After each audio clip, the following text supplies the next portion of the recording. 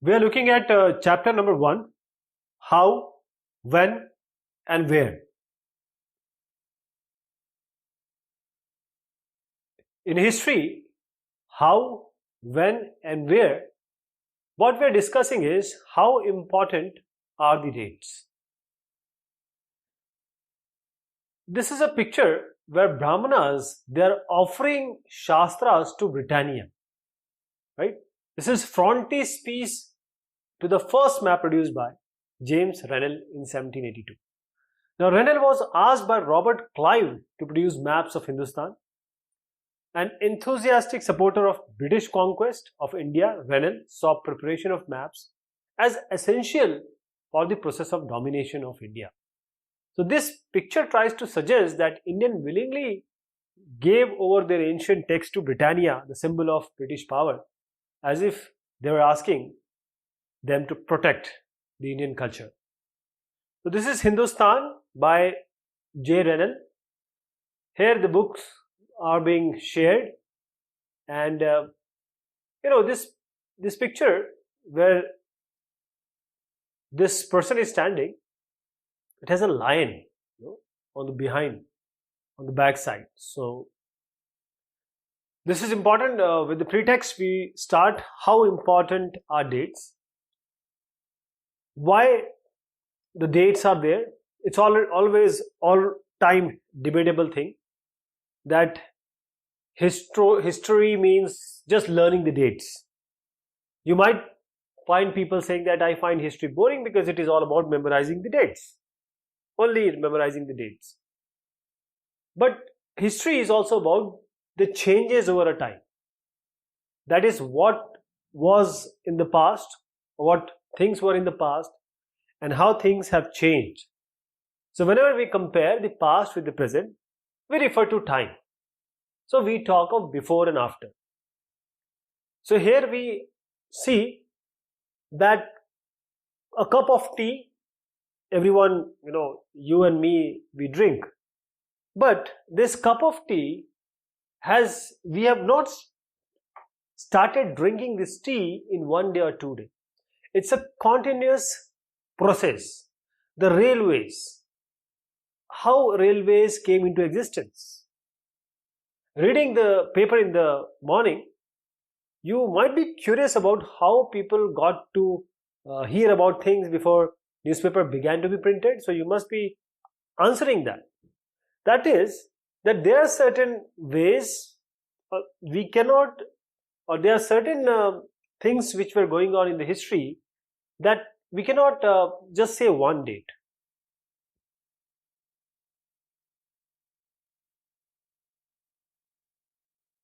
But there are certain points where you can, or we can, or the historians can really say that this was the date.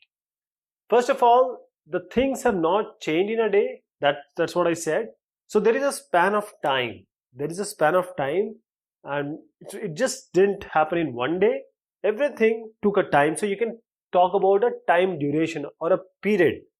But when it comes to, say, a king, when king was crowned, the year he married, the year he had a child, the year he fought a particular war, the year he died, the year the next ruler succeeded to the throne, for these events we can have specific dates. So for some events we cannot have dates, we have a duration or a period, but for some events we will have some date, proper dates. So which dates? Which dates? So this is an advertisement. I'll tell you about this. How do we choose the dates? So the dates we select, the dates around which we compose our story of the past, are not important on their own. They become important or vital because we focus on a particular set of events as important. When our focus changes, if we begin to look at new issues with a new outlook, a new set of dates becomes significant to us. Just take an example. Before I go ahead, this is an advertisement that actually created taste, because we were discussing about the tea here, that we have not just in certain morning we just woke up, somebody woke up and he said, I want tea. No, it's not like that. Tea, with a period, it took a time and we started liking. That's how tea is in our culture. Whenever somebody comes to us, we will offer tea. So this is Lipton's tea. And all advertisement help us understand how market or new products were created and new tastes were popularized. This is a 1922 advertisement for Lipton tea. See, this is Lipton tea. Still we talk about Lipton. Okay? This suggests that royalty all over the world is associated with this tea. If you see in the background, you see outer wall of an Indian palace. In foreground, there is a seat, seated on horseback is the third son of Queen Victoria of Britain, Prince Arthur, who was given the title Duke of Connaught. We were taking an example that in the histories written by British historians in India, the rule of each Governor General was very important. So these histories that they wrote began with the rule of first Governor General, Warren Hastings, ended with last Viceroy, that is Lord Mountbatten. So this in separate chapters, we read about them in order, like Hastings, then Wellesley, Bentinck, Dalhousie, Canning, Lawrence, Lytton, Ripon, Curzon, Harding and Irwin. So this is a never-ending succession of Governor General and Viceroys. So these dates are linked with personalities, their activities, policies, achievement. There is nothing outside their life. So the chronology of their lives mark the different chapters of history of British India. So this was written by somebody and they gave all the emphasis to these people, means Governor Generals and Viceroy. Because normal people were never discussed. So when we write a history or a story, we divide it into chapters. Why? And there is a coherence between these chapters. Because it is to tell a story in a way that makes some sense and that can be followed. So we focus on those events that help us to give shape to the story we are telling. And in the histories that revolve around the life of British Governor Generals, the activities of Indians, they simply do not fit. They don't find any space there. So there need to be some other format, other way of looking into history of that time. This is the picture of or a graphic of Warren Hastings. He became the first Governor General of India in 1773. So while history books narrated the deeds of Governor Generals, biographies glorified them as persons and painting projected them as powerful figures. So how do we periodize? That is periods, events, chapters. In 1817, James Mill, he was a Scottish economist and political philosopher. He published a massive 3-volume book, and it was named as A History of British India. He divided the Indian history into 3 periods, Hindu, Muslim and British, right? And this actually periodization became widely accepted. But can we actually think like this? Or because at that time, other faiths were also there. If some Muslim ruler are there, then Hindus ruler were also there. So this is one aspect which James Mill put in front of us or placed in front of us. But is this Hindu, Muslim, British actually demarcate different periods? We need to question this. We need to discuss this. So Mill thought that all Asian societies were at lower level of civilization than Europe. According to him, before the British came to India, Hindu and Muslim, these despots ruled the country. And religious intolerance, caste taboos, and superstitious practices, they dominated the social life, that is the communities. So British rule, Mill, what he said that could civilize India. So that idea of his, he introduced that introduction of European manners, arts, institutions, law in India is important. He also suggested that the British should conquer all the territories in India in order to ensure the enlightenment and the happiness of the Indian people. Okay, for India was not capable of progressing without British help. That is what Mill suggested. So British rule represented, that's what he thought, all the forces of progress and civilization. So the period before British rule was darkness. Can we think about that? Can this conception is agreed to us? What we were saying, that Hindu and Muslim, or what Mill said, see, variety of faith existed simultaneously in these period. Okay, so this religion cannot be a basis. It may be, but it cannot be only the basis. So when we moved away from British classification, historians actually divided Indian history into ancient, medieval, and modern. Now these divisions also has some problems, like the Mill did, James Mill did. It is the periodization which was borrowed from West. Okay, at that time, how it was associated? The modern period was associated with the growth of all the forces of modernity, that is science, reason, democracy, liberty, and equality. So medieval was a term used to describe a society where these features of modern society did not exist. Right? Can we take these ideas also about the freedom and liberty? Means at British rule, when British rule, there was actually no equality, freedom, or liberty, nor was the period one of economic growth and progress while we were under British rule. So many historians, they refer to this period as colonial rather than saying something else. They say that this is colonial, औपनिवेशिक. So what is colonial? We saw that, and we are going to see about this in detail. British came to a country, conquered the country, established their rule, and subjugating local Nawabs and Raja. How they controlled over economy and society, and they collected revenue to meet all their expenses, bought the goods they wanted at lower price, they produced crops they needed for exporting, and also we'll talk about that how these changes affected various things, lives of different people. Now British rule brought about in values and tastes also, customs and practices also changed. So when the subjugation of one country by another leads to these kind of political, economic, social and cultural changes, we refer to the process as colonization. So this is colonization. Okay.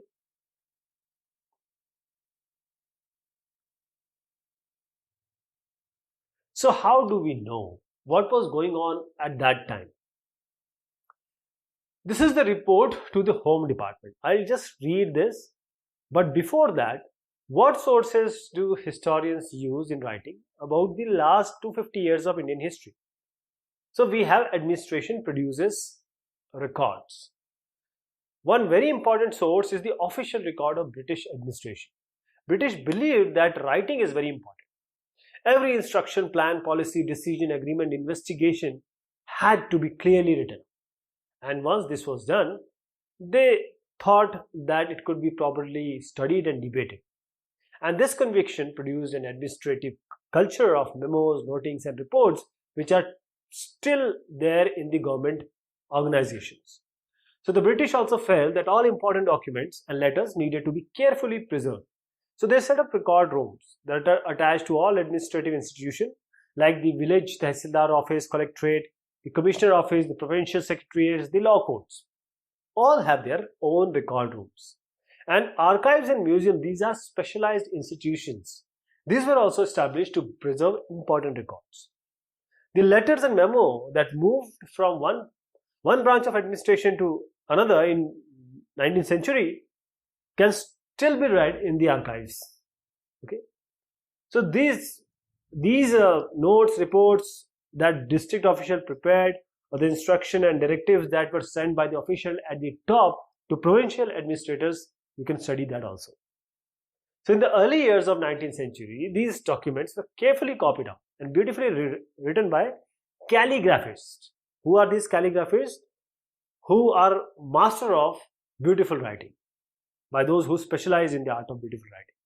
And by the middle of 19th century, when printing spread, Multiple copies of these records were printed as proceedings of each government department. So here is a picture. This is the National Archives of India, which came up in 1920s. So when New Delhi was built, the National Museum and the National Archives were both located close to the Viceregal Palace. This location reflects the importance these institutions had in British imagination. So I was just reading this, that in 1946 the colonial government in India was trying to put down a mutiny that broke out on the ships of Royal Indian Navy. So here there are some kind of reports the Home Department got from the different dockyards. Like Bombay, what was happening there? Arrangements have been made for the army to take over ships and establishments. Royal Navy ships are remaining outside the harbour. In Karachi, what was happening? 301 mutineers are under arrest and few more strongly suspected are to be arrested. All establishments are under military guard. In Vizag, Visakhapatnam, the position is completely under control and no violence has occurred.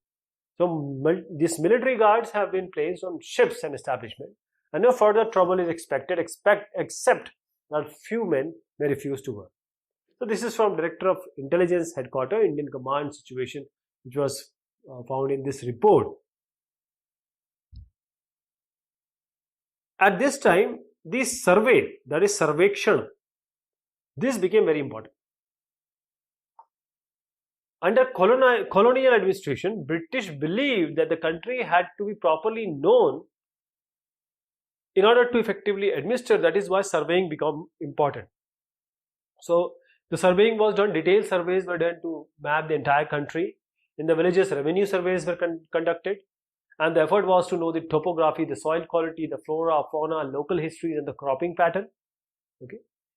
From the end of 19th century, census operations, and this prepared detailed record of the number of people in all the provinces of India, noting information on the caste, religion, and occupation. So census is population counting. There were many other surveys like botanical surveys, zoological surveys, archaeological surveys, anthropological surveys, forest surveys. Okay. Now this is just a paper of custard apple.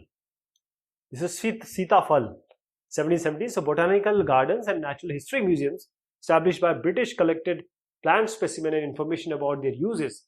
So local artists were asked to draw pictures of these specimens, and historians are now looking at the way such information was gathered and what this information actually revealed about the nature of colonialism. And this is the mapping and surveying operation in progress in Bengal, a drawing by James Prinsep in 1832. Just notice these instruments at that time. Here is the surveying. Now, what official records don't tell? So we have vast corpus of records now. But we still remember that these are official records. They don't tell us about official, they tell us what the official thoughts are. But what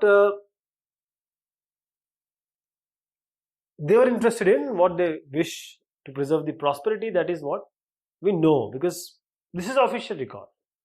But these records do not always help us to understand what other people in the country felt, what lay behind their actions. So we need to look elsewhere for that. We begin to search for other sources, plenty, like official records. We have diaries of people, account of pilgrims, travelers, autobiographies of important personalities, popular booklets that were sold in the local bazaars. So as this printing spread, newspapers were published and issues were debated in public. Leaders and reformers, they wrote to spread their ideas, and poets and novelists wrote to express their feelings. So all these resources, records also, and these which we talked about, we can get an idea about what was going on, tribal, peasant, the worker in the mines, what is going on, right? But not all the information is available, but still what we are available, will make a chain and we'll try to find out what was happening at that time. This is a picture, the rebels of 1857, and images need to be carefully studied for they project the viewpoint. Actually. So the image can be found in several illustrated books produced by British after 1857 rebellion. This caption, the rebels of 1857, says the mutinous sepoys share the loot. That is, in British representations, the rebel appear as greedy as vicious and brutal. Here there is an example of not fit for human consumption. So this is a police line not giving proper food. So people or the police men actually put a strike. So this is how I'm trying to make a preface or pretext so that we'll be able to understand the next discussions. Thank you so much. Take care of yourself.